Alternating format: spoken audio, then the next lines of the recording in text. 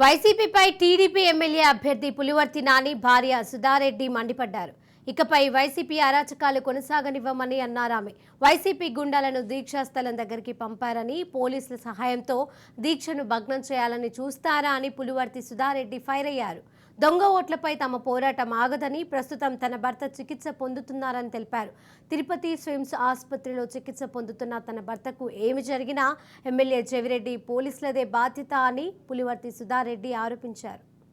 వైసీపీపై TDP MLA అభ్యర్థి పులివర్తి నాని భార్య సుధారెడ్డి మండిపడ్డారు. ఇకపై వైసీపీ అరాచకాలు కొనసాగనివ్వమని అన్నారామె. అయితే దీనికి సంబంధించిన మరిన్ని అప్డేట్స్ మా ప్రతినిధి మధు అందజేస్తారు. మధు.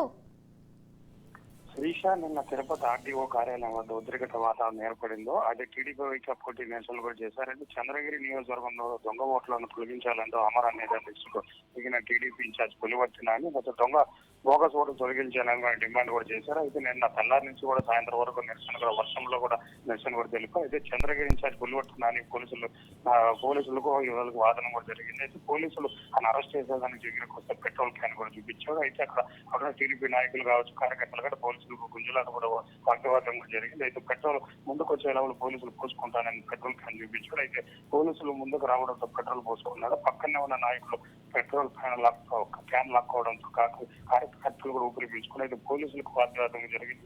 ఎట్టకేళ్ళ కూడా నానిని కూడా అరెస్ట్ చేశారు. అయితే పెట్రోల్ పోసుకొనడంతో తల మీద నుంచి గోళ్ళు పోసుకొని తడవడంతో కూడా కళ్ళు మంటలు కూడా దొడ్డలు రావడంతో కూడా ఆయన తిరుపతి సిమ్స్ హాస్పిటల్ కూడా తరలించారు. ఇక్కడ డాక్టర్లు కూడా చికిత్స కూడా చేస్తున్నారు. అయితే ఒంటిపై పెట్రోల్ పోసుకోవడంతో కంట్లో ఒంటిపై దొడదలు రావడంతో చికిత్స కూడా అందిస్తున్నారు. అయితే హాస్పిటల్ కూడా అతను భార్య సుధారేని కూడా అక్కడికి కూడా చేరుకున్నాడు. అతను పరామర్శించారు. ఏదో పరాణాన్ని లేదు డాక్టర్లు కూడా చెప్పడంతో సుధారెడ్డి కూడా మాట్లాడుతూ వైసీపీ అరాచకాలంగా కొనసాగనివ్వం, చంద్రగిరిలో చెవిరెడ్డి అక్రమాలు ఒక్కొక్కటి బయటకు తీస్తాం, శాంతియుతంగా దీక్ష చేస్తున్న తమ భర్తపై దౌర్జన్యం చేస్తారా, వైసీపీ గుండాలను అక్కడ పంపారు, పోలీసుల సాయంతో దీక్షను భగ్నం చేయాలని చేస్తారు, దొంగవాట్లపై మా పోరాటం ఆగదు, ప్రస్తుతం నా భర్త చికిత్స పొందుతున్నారు, ఆయనకి ఏమైనా జరిగిన ఎమ్మెల్యే చెవిరెడ్డి అలాగే పోలీసుల బాధ్యత వహించాలని సుధారెడ్డి ఘాటు వ్యాఖ్యలు చేశాడు. ఏమైనా కానీ పునర్వచనాన్ని కూడా డాక్టర్లు చికిత్స చేస్తున్నారు.